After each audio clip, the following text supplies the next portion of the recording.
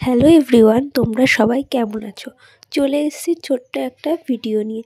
তো আজকে সকাল সকাল ঘুম থেকে করে রেডি হয়ে গেছি ঘুরতে বেড়ানোর জন্য।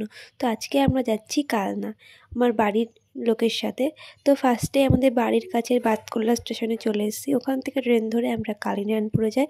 তারপরে ওখান থেকে শান্তিপুরে ট্রেন ধরে শান্তিপুরে নামি।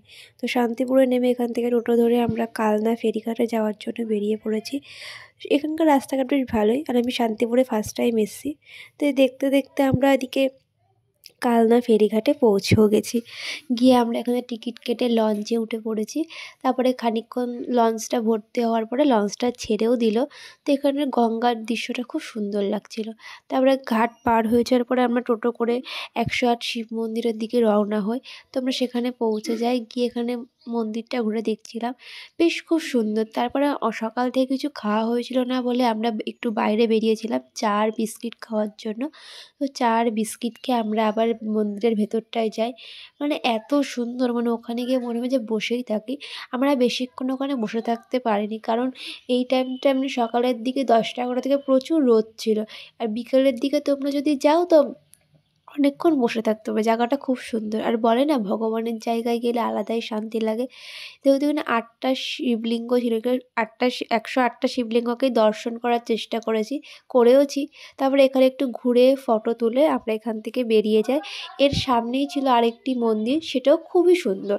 মানে এত সুন্দর বললাম যে রোদের টাইমে এখানে তুমি ঘুরে হয়তো মজা পাবে না, বাট বিকেলের দিকটা সব ঘুরে খুব শান্তি।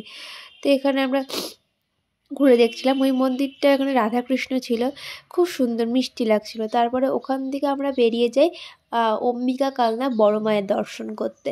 এনাকে এখানে বড় মাই বলা হয়। তো এখানে আমরা গিয়ে পুজো দিই। তো ওখানে পুজো দেওয়া কমপ্লিট হলে এর সামনেই ছিল ছোটো মা। ছোটো মাকে গিয়ে আমরা দর্শন করে আসি। তিনিও অপরূপ সুন্দরী, মানে চোখ ফেরানো যাচ্ছে না।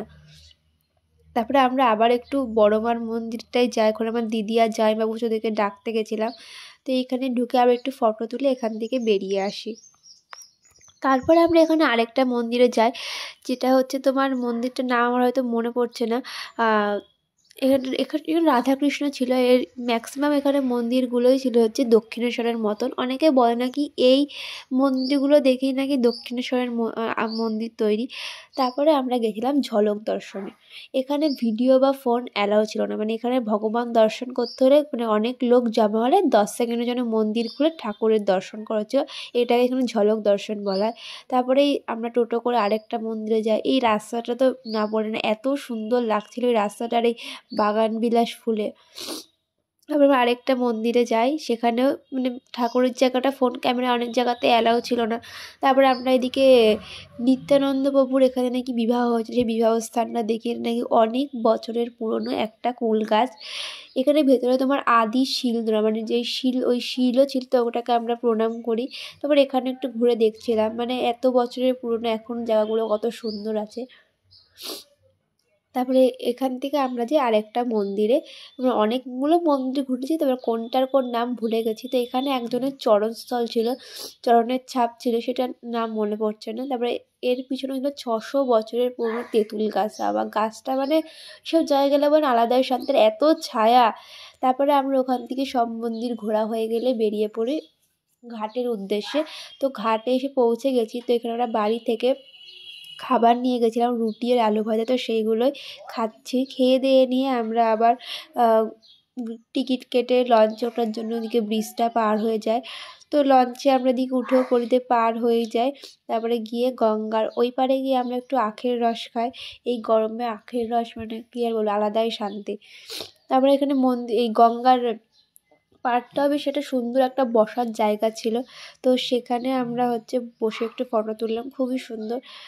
তারপরে আমরা এখান থেকে অটো করে উঠে পড়ি শান্তিপুর স্টেশনে যাওয়ার জন্য। তো আমরা চলেও এসেছি। তারপর এখানে ট্রেন দাঁড়িয়েই ছিল। তো আমি ভেবেছিলাম ট্রেনটা এখনই ছাড়বে, তার জন্য ট্রেনে উঠেও পড়েছিলাম। তারপর ট্রেন ছাড়তে লেট ছিল বলে আমরা আবার জলের বোতল কিনতে নেমেছিলাম। তো তো দেখতে আমরা বাড়িও চলে আসি, বাড়ির রাস্তায় চলে এসেছি। তো আজকের ভিডিওটা এই পর্যন্ত। তোমাদের যদি ভালো লেগে থাকে তাহলে অবশ্যই লাইক, কমেন্ট, শেয়ার আর সাবস্ক্রাইব করতে ভুলো না। টাটা।